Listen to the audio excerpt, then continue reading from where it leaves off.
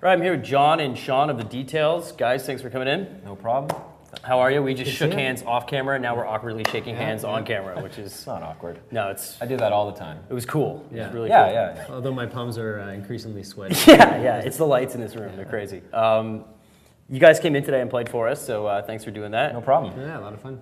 What's the story, I guess, for people that don't know your band? I mean, take us back a little bit. You guys are on the second full length, but you know, a little history, if you will. So we formed back in 2006, and kind of built our way across Winnipeg, and then now across Canada. So we put out a record a few years later, and in May of this year, we put out a new album, Lost Art. Yep. So we've been touring that quite a bit. And it took you guys a while to put that out. It took about 2 years, over 2 years. Yeah, we spent a lot of time recording that. Yeah, so I mean, how long did you spend writing these songs? You know, was there a lot of time, I guess, put into it? Yeah, well, I mean, there was definitely a lot of thinking and rethinking and writing and rewriting, and we just... A sophomore album can be a little bit scary, and we just didn't want to... It had to be better than the first one. And, we worked really hard at it, and we're really proud of it. Yeah, it took a while, but we're really proud of it. And it was fun, too. Were you guys feeling that pressure? I mean, it's a super cliche to say it, but, you have your whole life to make your first record. And... Yeah, I think so, and it's a pretty weird, I've been in bands, and I think we all have over the years, but I don't believe that I've ever even been in a band long enough to have a sophomore record. So it was my first one. It was my first sophomore record I've ever had, and it was a bit intimidating at first, but the reviews came in and they were mostly, if not mostly positive. So yeah, that felt good. I mean, how comfortable are you guys with the stuff now? I mean, you did 2 versions of songs right now that you stripped down, and does it take you guys some time to get comfy playing this stuff live, or? Yeah, we've always been a band that kind of takes our songs and records them one way for the record, and then we like to make the live show a little bit of a different experience for people. So yeah, we've definitely changed some things around for the live show, and it's pretty exciting. Is it weird? Do you have those moments where, I mean, maybe not now because the album's been out for a while, but when you were first playing it, where you're sort of gauging people's reaction? You may be playing something for the first time. Is that always seems weird to me? If you're in a band, you have to do that. You have to do it. Well, it kind of happens with the audience, but also with us in the band, because especially if we spend 2 years, perfecting the arrangements on these songs, only to then change them around for live. Yeah. There's some disagreements, and are you guys looking at each other? It's a weird thing to. You record the album and you aren't really sure what the hits, for lack of a better term, are going to be. The songs that go over well live, and you try some out and you realize, and then there's always a song that you never expected to be, kind of a great live song, and it ends up being the one that you play every single night. And it's just interesting how that kind of all sorts itself out once you start playing the songs for people, rather than in the studio. Cool. The original Mark. Let's start there, because there's an EP that came out, and was that intended to be a teaser of the record? Was that song intended to be on this album? Yeah, I think so. We wanted to sort of get things going a little bit before the album, kind of maybe get people a little excited that there was an album coming. So we took that song and the song Surface Breaks, and we put them on an EP. And yeah, as far as the original Mark goes, it was we were pretty proud of that one and couldn't wait to share it with the world. So we put that on the EP and called the EP the original Mark instead. Nice. What can you tell people about that song? I mean, maybe just the writing of it, or about the song itself. Yeah, well, that's a song that I wrote the chorus of that song a long time ago, and I've always really liked the chorus in that song, but I just couldn't find a verse. I couldn't find anything to go in between the choruses, and it was really frustrating, to be honest, for quite a long time, probably a year, that I just couldn't find the right bit to put in there. And I think when I finally got it, that song came together really fast after that, because it's just really got a natural flow to it that sort of came quick. So yeah. Cool. Let's talk about another song. You guys performed Paperweights for us just now. It was a lovely version of the song. What can you tell us about that track on the record? Well, that song... Because it was a different version that you just did for us. Yeah, it's slightly different. To be honest, that one is, that's the acoustic sounding one on the record, for sure. And so it's definitely it lends itself to this sort of setting really well. And I think we can, with different little tricks and things, we can make it actually kind of fun too. It's also the song that I had to learn how to sing live on because we had our friend Rusty Matthias from Imaginary Cities come and do some harmonies. So live now it's my responsibility. So How do you feel about that? Big shoes. like a better musician thanks to him. That's good. That's Yeah. Was that song? How did you write that song? Because it starts off slow and things are added as the song progresses. So was it written that way and you started adding things to it? Yeah, I mean the song. I think Sean Vidal, the guitar player, wrote that song actually, and I think it. Big hockey guy. Yeah, I hear big hockey guy. Yeah. Here, huge Jets fan. He played on a line with Thomas Steen once. He wrote that one, and so I can't really speak for him necessarily. But yeah, I think it was sort of written as a cover or like a front to back kind of acoustic solo number, and then we just figured out how to make it, how to make the band make it better, and so that involved coming in here and coming out there, and it's a fairly sparse sounding song, but I think it works perfectly. Well, the payoff is at the end too. Yeah. Right? It's worth the. I'll never forget when he handed me the demo CD of it, and it just said Joel Petty. Because it was a mix of Joel Plaskett and Tom Petty. And so we're like, okay, now let's make it sound like the Details. That's a good combination of people right there. Yeah.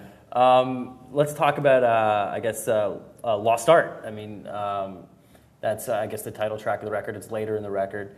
And for me, it totally has a Jimmy Eat World Clarity vibe going on. Cool. And I know you guys have toured with Jimmy Eat World.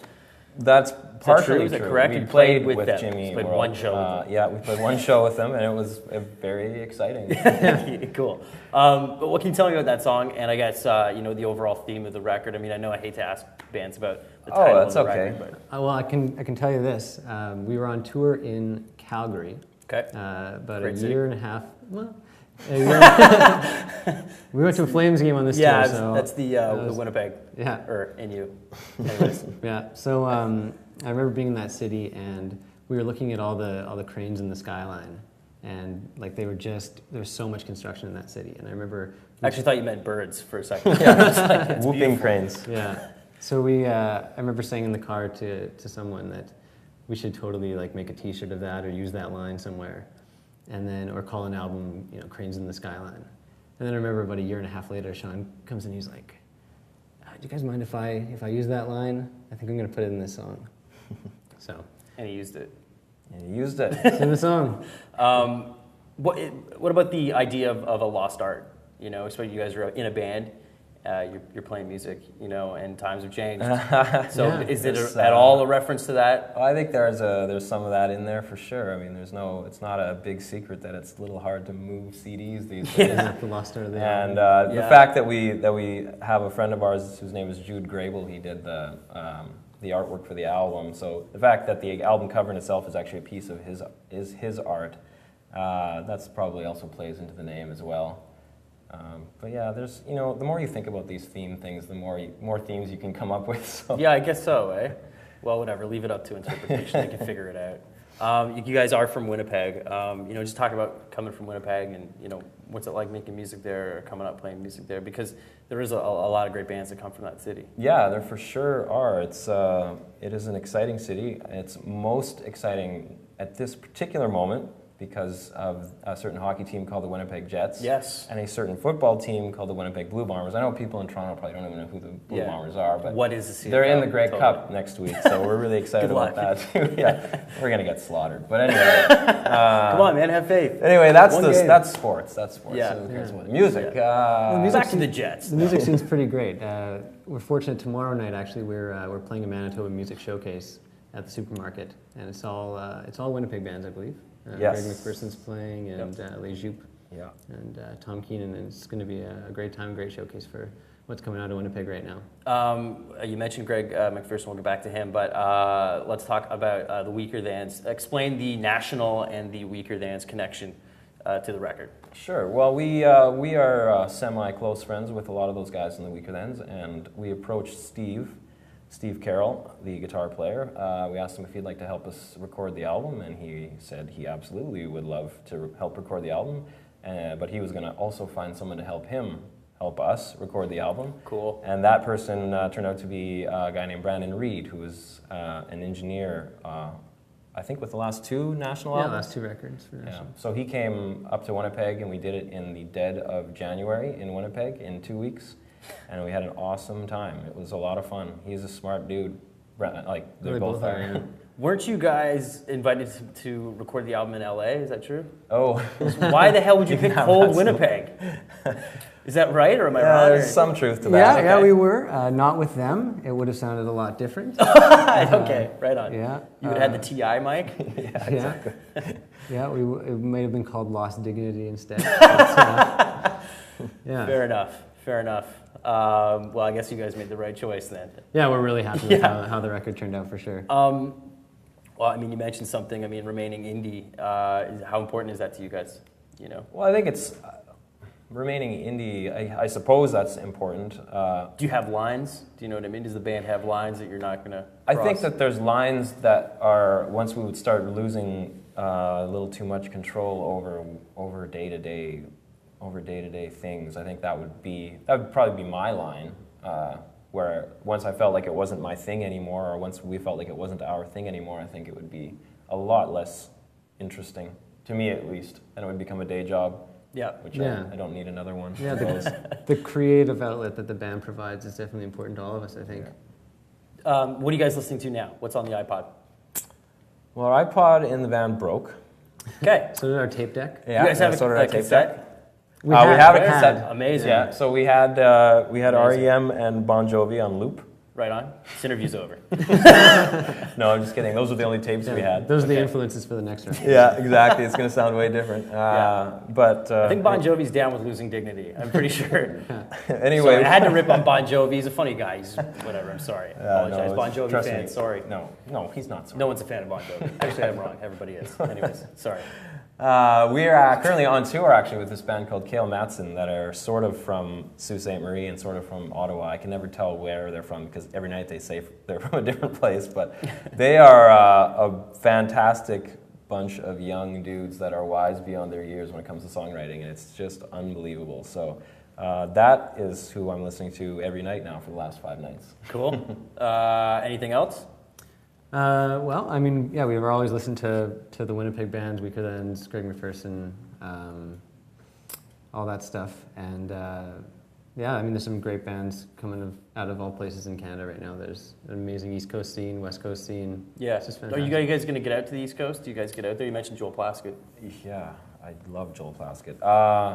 We will not this time. We were there in June, but this trip will only take us as far as, I believe, Rimouski, Quebec, actually. And then we're turning around and coming back. So, Do you guys make the effort to get out there when you can? You know. to Yeah, these places? we've probably been. I think we've been out there 5 times now, and Oh, it's that's yeah, it's always fun. I mean, it's Yeah. it's good. out Yeah, we there. have some great friends out there. Actually, some people that played on our record. Jen Grant from Halifax played, and Kenley Dowling from Hey Rosetta also played on our record. So Yep. we tried to kind of bring all that stuff to a Winnipeg sound. Well, I mean, you mentioned people from different parts of the country. I mean, driving across the country and playing and all that. Do you guys feel more Canadian? Is there any sense of? It's, you know what I mean? Oh, absolutely. It's so interesting. Like, it's just so, I mean, we've been doing this for a number of years now, and I feel like I've seen every city in Canada just 1,000 times. And What's that feel like? it just feels so weird because it's so, everything is so similar across the country. Like, yeah, downtown Toronto isn't the same as, Prince George, BC or whatever, but it's, at the end of the day, you can get it Tim Hortons. you can get a Tim Hortons, everyone's cheering about hockey, and people are friendly. It's just really interesting. Like, Canada is so big geographically and so unbelievably tiny, especially in the music scene.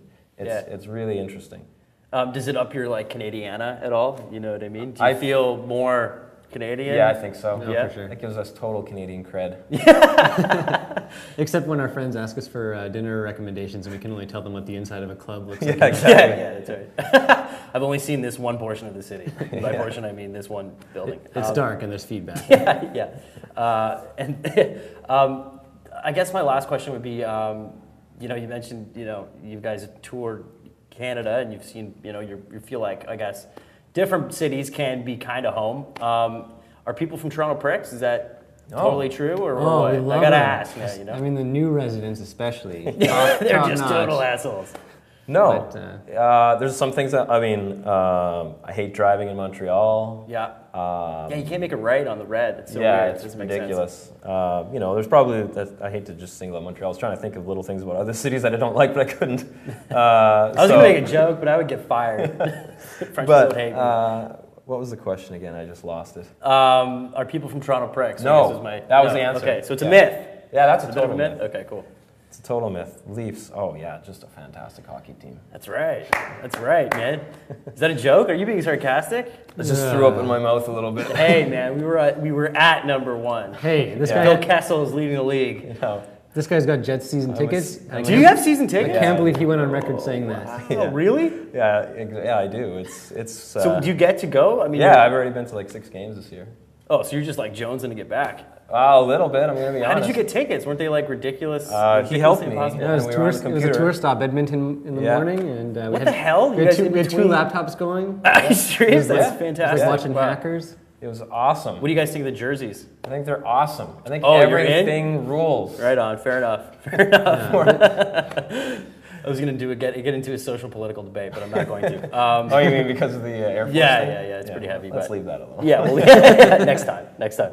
Guys, thanks for coming in. Thank you. Nice to meet you guys. Thanks for playing for us. Yeah, thanks a lot, man. Totally. Thanks. Cool.